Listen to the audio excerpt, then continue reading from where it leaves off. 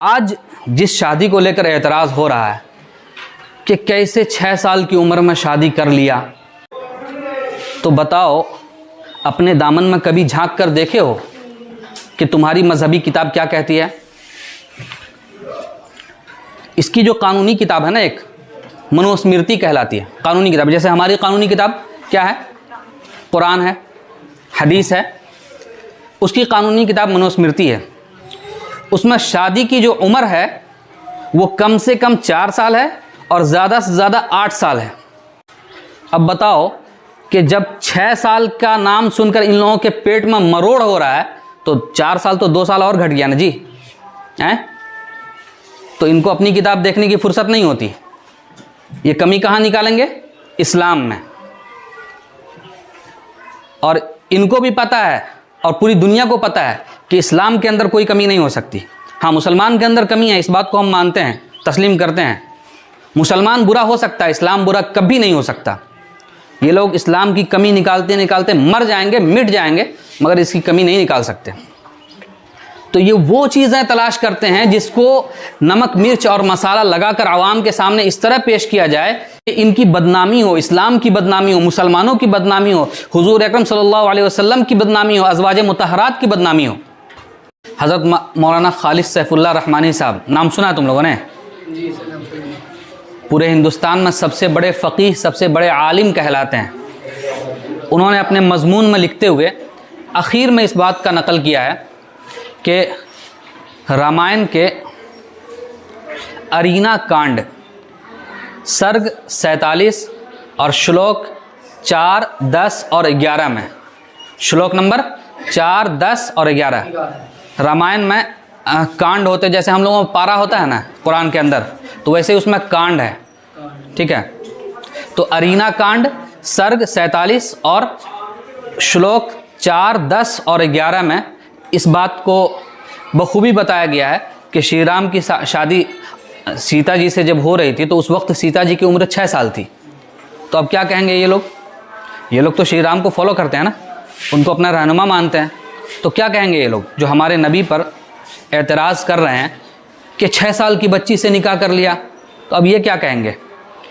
खुद उनके सीता जी की शादी किस उम्र में हो रही है? किस उम्र में हो रही है? 6 साल की उम्र में। तो उम्र का इससे कोई लेना देना नहीं है। आबो हवा, मौसम और जगह के एतबार से उम्र में कभी शादी के लिए इजाफा हो जाता है, कभी कम हो जाता है, ठीक है?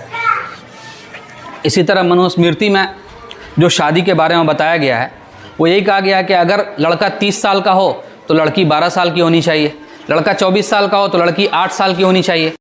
महाभारत में जो शादी का तस्करा है उसमें यह कहा गया है कि 10 साल, 7 साल, 8 साल, और कहीं लिखा हुआ है कि 4 से लेकर 8 साल की उम्र तक में लड़की की शादी हो जानी चाहिए।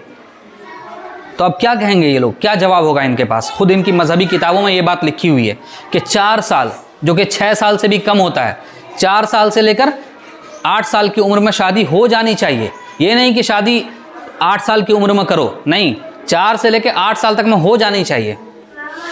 तो किसी दूसरे पर उंगली उठाने से पहले खुद इनको अपनी मजहबी किताबों का भी मुताला करना चाहिए, लेकिन नहीं करेंगे क्योंकि इनको आता ही नहीं है पढ़ना। अच्छा, जो लोग हुजूर अकरम सल्लल्लाहु अलैहि वसल्लम की ज़िंदगी पर, उनकी ज़ात पर उंगली उठाते हैं, वो लोग क्या कहते हैं पता है? कि ये लोग हमारे भगवान को गाली देते हैं, ये लोग हमारे भगवान का अपमान करते हैं, तो हम नहीं करेंगे, कहते हैं ना। जबकि कुरान जो है वो मुसलमानों की एक कानूनी किताब है, उसके हर हुक्म को मुसलमान को मानना फ़र्ज़ ऐन है। कुरान के अंदर अल्लाह रब्बुल इज़्ज़त ने सूरह अल-अनआम सूरह नंबर 6 आयत नंबर 108 के अंदर फरमाया, अऊज़ु बिल्लाहि मिनश शैतानिर रजीम, बिस्मिल्लाहिर रहमानिर रहीम, वला तसुब्बुल्लज़ीना यदऊना मिन दूनिल्लाह फयसुब्बुल्लाह अदवम बिगैरि इल्म, कि तुम उन लोगों के खुदाओं को बुरा भला ना कहो जो अल्लाह को नहीं मानते। जो अल्लाह को नहीं मानते उनके खुदाओं को तुम बुरा भला मत कहो। क्यों? क्योंकि वो बग़ैर जाने बग़ैर बुझे इनाद और दुश्मनी में, ज़िद और हठधर्मी में अल्लाह को गाली देंगे। तो अल्लाह रब्बुल इज़्ज़त ने मुसलमानों को ये तालीम दी कि तुम उन लोगों के खुदाओं को बुरा भला मत कहो जो अल्लाह को नहीं मानते। किसी के भगवान को, किसी के ईश्वर को बुरा भला मत कहो, क्योंकि तुम अगर ऐसा करोगे तो बदले में वो बग़ैर जाने बग़ैर बुझे दुश्मनी और इनाद में, हठधर्मी में आकर, ज़िद में आकर वो भी अल्लाह को गाली देने लगेंगे।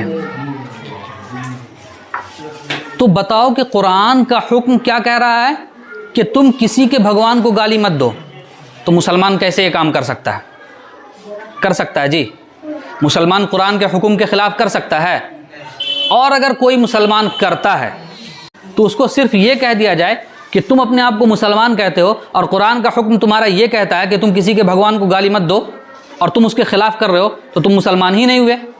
तो वो ख़ुद बेचारा शर्म से मर जाएगा कि हम कुरान के हुक्म के ख़िलाफ़ कर रहे हैं। उससे तो लड़ने की भी ज़रूरत नहीं है, वो ख़ुद शर्मिंदा हो जाएगा कि हाँ, हम कुरान के हुक्म के ख़िलाफ़ कर रहे हैं। तो इसलिए अल्लाह रब्बुल इज़्ज़त ने हर एक चीज़ को खोल खोल कर वजाहत के साथ अच्छी तरह तफसील से बता दिया है कि मुसलमानों को ज़िंदगी कैसे गुजारनी चाहिए।